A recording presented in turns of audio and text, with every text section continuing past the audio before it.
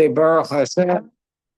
We're now doing Tazria Mitzorah, Parshas Tazria Mitzorah. It's a double portion. Actually, this Shabbos, we read from three portions.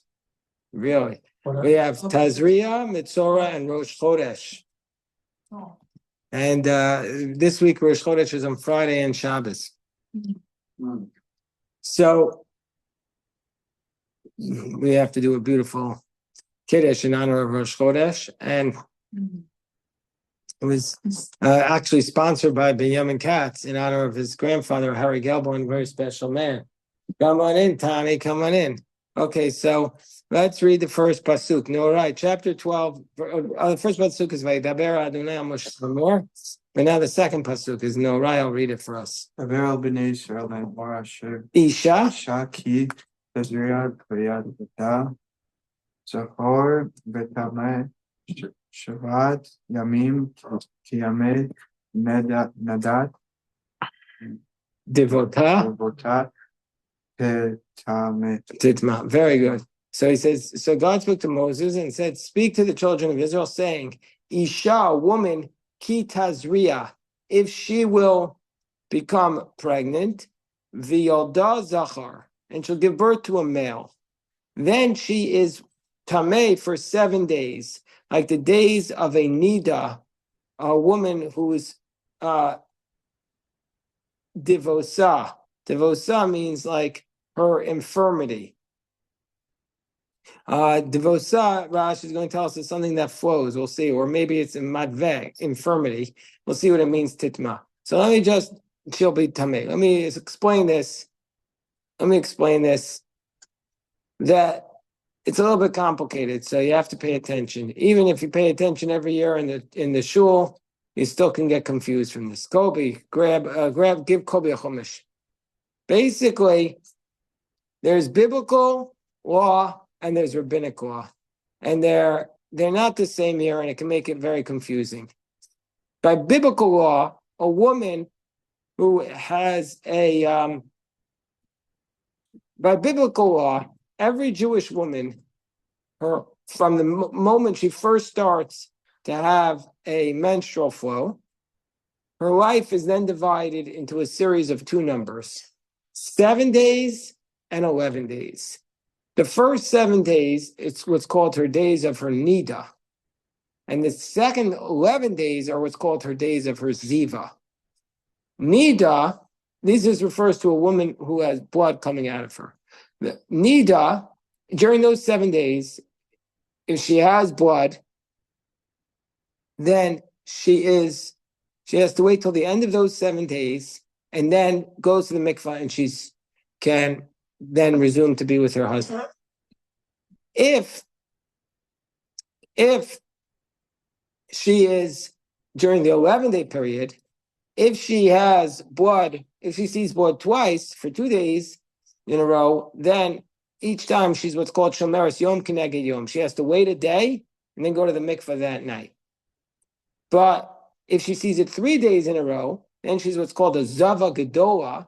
She has to wait 7 clean days before going to the mikvah and bringing a korban. What happens at the end of 11 days? She goes back to being a nida. Even though she hasn't started her flow? Exactly. Those are the days. If she has the blood in one versus the other. But that doesn't correspond months, so that's only 11. Right. This is biblical. Right. This is biblical. It just keeps resuming. That's it. But rabbinically, the rabbi said that every woman is considered rabbinically a zava gedola because they don't bring sacrifices anymore, and we lost track. So nowadays, when a woman sees any blood, which we say is menstrual blood, then just without getting into the complicated ways of figuring it out, she has to count minimum of 5 days, but it could be more. She has to wait until she stops flowing. Even if she only flows for 2 days or 1 day, she has to wait 5 days. Then she has to count 7 days, they're called the 7 clean days, which is a stringency. And then after that, she goes to the mikvah that night. And then she can resume to be with her husband. She wait till the next physical time she begins flowing or? Oh, then she's not she's not considered a nida. She's allowed to be with her husband until she starts to flow, until she sees menstrual blood. Until she sees menstrual blood. So this is the law. This is the way the practice is today in halacha. But here we're talking about a different type of blood. This is what's called tumas leda. This is the blood that a woman has when she gives birth. Anybody here who's ever been at a birth knows that there is blood. Placenta and all that stuff. There's blood that comes out of her, yeah, for sure, from her from during the birth, during delivery. So that blood, in this beginning of this portion, it talks about what happens during birth, and the rabbi and the Torah tells us that for a boy, if she gives birth to a male, the blood she's tamei for 7 days, and then for the next 33 days, even if she sees blood, that's called pure blood, and it's not considered prohibited blood. So she's allowed to be with her husband. But for a girl, it's double. For a girl, it's double. For a girl, it's 14 days and then 66 days. What is pure blood? Meaning to say, normally speaking, when a woman has blood, it means she's tamei and she's not allowed to be with her husband. But biblically speaking, this blood, this 33 days for a male and 66 days for a female, does not make her tamei, and she's biblically speaking allowed to be with her husband. The rabbis say it doesn't work.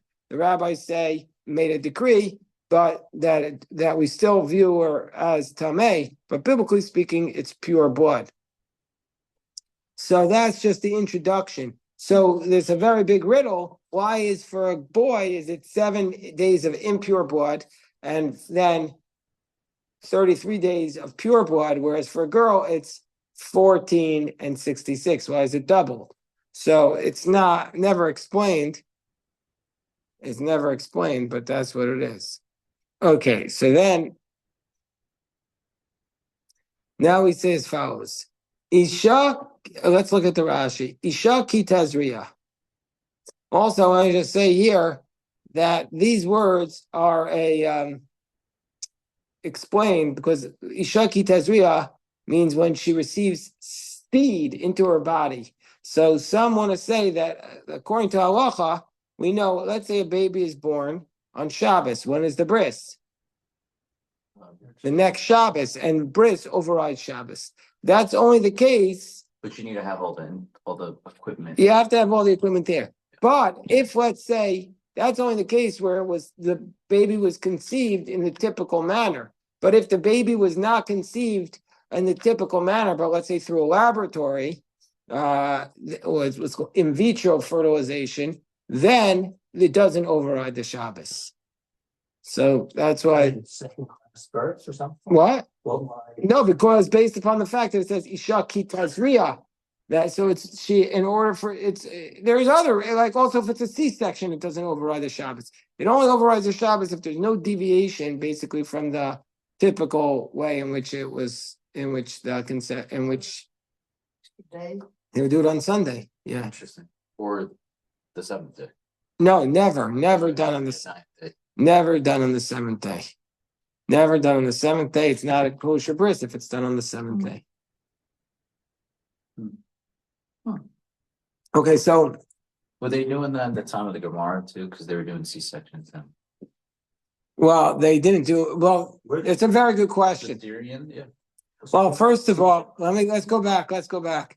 If any C-section that happened before the modern period meant the woman was dying, she died during labor. But Jonathan asked a very, very, very good question. Did they have in vitro fertilization in the time of the Talmud? Well, obviously, at first glance, you would say, well, that's ridiculous.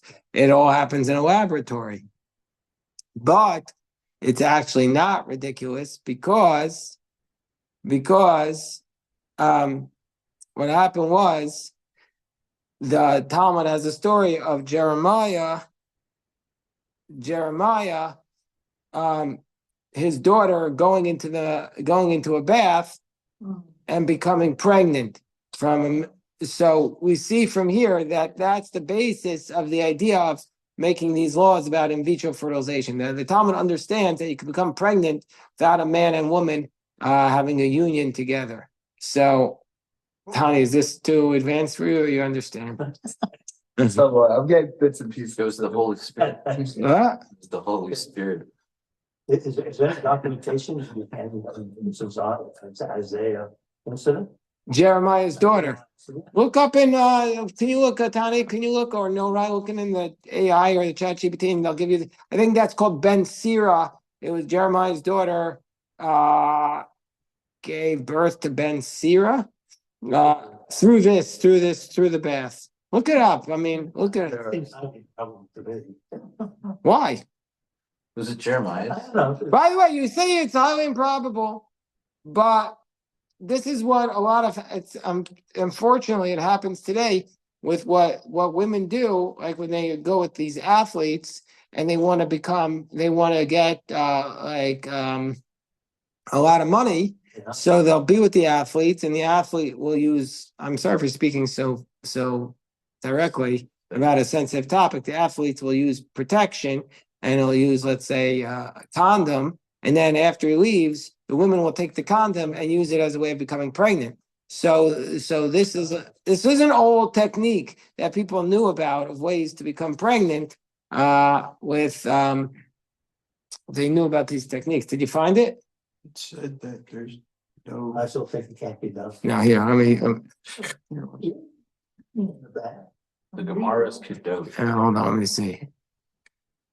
It said Yeah, of course, it can be there's done. no reliable source that says that. It says Right. it comes from a later legend, not from the Not from the Talmud. mainstream history. Well, let me see what. Yeah. Sorry. Can I find the ethics of the, what's it called? Path of the Just. Oh yeah, so good. Here, according to the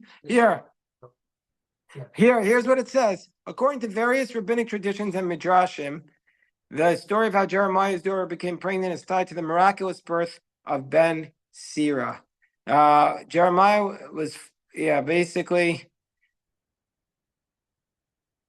Oh, so she conceived from Jeremiah without physical contact, and that's how she gave birth to Ben Sira.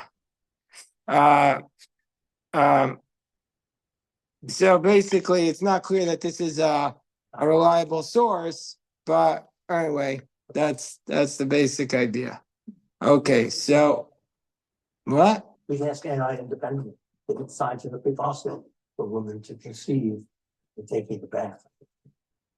Oh, since your point, let me just see.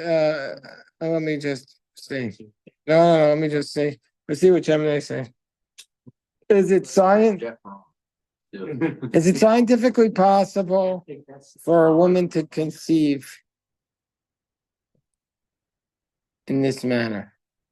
Right? What do you think they say? 100%. And the short answer is no. The short answer is no, according to Gemini. It's not biologically possible. You should ask Saul, because he's an OBGYN. No, at the class, at the end. It's not biologically possible for a woman to conceive simply by entering bath water. And so, they're extremely fragile. Yeah, it's not a reliable source. They're sensitive to heat. Absolutely not. Okay, they say it's not possible, but I still think we don't know the full context that there was possible for a woman to have conceived, even though that was not necessarily the specific order. Hold on 1 second. Let me just text these people we're supposed to be. What? That's a It's a what? Chokmah? Isn't that? Oh, chok. Yeah. Chok means a law that we don't understand. Something we don't. Yeah. Well, this is not necessarily a law from the Torah. This was like a midrash, it was like a fantasy. So it's not 100% clear that it was meant to be halacha, but it was used as halachic basis because then they had to discuss if she was conceived from her father, does that make a mamzer? This was a classic question. Rabbi Moshe Feinstein here. Let me see if they have this in there. Rabbi Moshe Feinstein used this as a proof, like for example, the question was brought to him. I'll say it first, and then AI will tell me where I got it wrong. Right? The question was asked: a woman who was married and her husband couldn't produce seed, she got pregnant through in vitro fertilization. So the question was asked to Moshe Feinstein: does this make the child a bastard? Because if a woman would have an adulterous relationship and conceive while she's married to somebody else, if she would have an adulterous relationship, the offspring would be considered a mamzer. But in this case, she didn't have the physical intercourse with the other man. She just took a seed. So Moshe Feinstein cited the story as saying it's proof that you don't make a mamzer. But he was very much criticized for that, and people were protesting. The only avenue for me with children. Yeah, but there's ways to do it. How do Moshe Feinstein use this? Let's see what they say here. I said, how do Moshe Feinstein use this story? He said, he utilized the story of Jeremiah's daughter and Ben Sira as a primary precedent to navigate the then emerging technology of artificial insemination. The core question was whether a child born via artificial insemination is halachically considered the child of the biological father. So he said that this person is the father, even though there was no physical act of intimacy. So that's one thing. But whether it's considered adultery, which would make the child a mamzer. And he says, no. He says, because Jeremiah's daughter remained a pure virgin despite the pregnancy, he ruled that conception through non-physical means does not constitute a forbidden relationship. Therefore, so that's, you say you take that for granted today, but at the time it was a revolutionary hearing. The group that discovered this name, because it was a tremendous breakthrough in the 60s or 70s. A very small group against like resistance, because it said, hey, you're always. Why are we discussing this, Jonah? Why are we discussing this? Because it's Rashi Tazria. It's Parsha. Did you bring Aryeh with you, by the way? He said he found the What? He said he found the route. Found the Rashi? Oh, here he is. Okay, fine. So let me read the Rashi. Rashi Tazria. Amar Rabbi Simwai. Kashem sheyitziraso. I'm reading the Rashi. To Parshas Tazria Mitzvah. You have a chumash there, Jonah? Okay. Just like a person was created. Achar kol behema chaya v'of. Excuse me. After every animal, chaya and oaf, Kamase Bereshis, in the Torah's account of creation. So also the law is explained of a man, Achar Torah's Behema Chayav Oaf. What does this mean? What are we talking about here? Parashas Vayikra, we first start by talking about laws of purity of animals. Vayikra, Tzav, this guy keeps calling me. Vayikra, Tzav, Shemini, we're talking about animals. But now we're going to talk about the purity of a human being. So, Ki Tazria, when a woman conceives, Rabos, this comes to include Shafilu Yoladito Machoy. Let's say she gave birth to him. Okay, so we say that after she gives birth, she becomes ritually impure. Let's say she gives birth to a baby that's like liquid. How did that happen? How could that happen? Like a miscarriage, right? Let's say she gives birth like a miscarriage. So that the features of his body were dissolved. Nevertheless, it's considered like childbirth. So there's a whole question: at what point is it considered like a birth, and what point is it considered like just, like a woman? miscarriage. No, miscarriage would be considered a birth. At what point would it be considered like she's just going to the bathroom or something? I mean, at what point in the pregnancy is it going to be considered a miscarriage, which is a birth? So that's the halachic question, which is relevant because one day Jonah, he's a Kohen. Somebody's going to come up to him and say, "You're a Kohen. I need a Kohen. I never had a picture and a ben." This happened here. Somebody's a firstborn. Anybody here a firstborn? Tani? And is your father a Kohen or a Levi? So did you have a picture and a ben?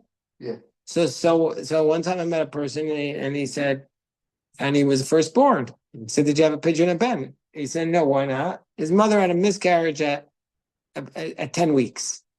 So is that enough to say you don't need a pidyon ben? That's a halacha question. Usually, like you have to ask a posek, a decider to answer that question. Okay, yeah, that Patani had it. Did you enjoy it? I remember much of. You don't remember it? Have you ever participated in one, Jonah? Yeah, it's a big honor. Well, our friend Jeff Mendelson, he and Leah became grandparents because Caroline had a baby, but the baby is not going to have a pidyon ben. The baby will not have a pidyon ben for two reasons. One, Jeff is a Levi, so if you're the daughter of a Levi, you don't have a pidyon ben. And also, they gave birth to a daughter. Caroline gave birth to a daughter, so it's another reason why it's not a pidyon ben. So it only applies to a male. Well, this was in England, but then are now? Where are they now?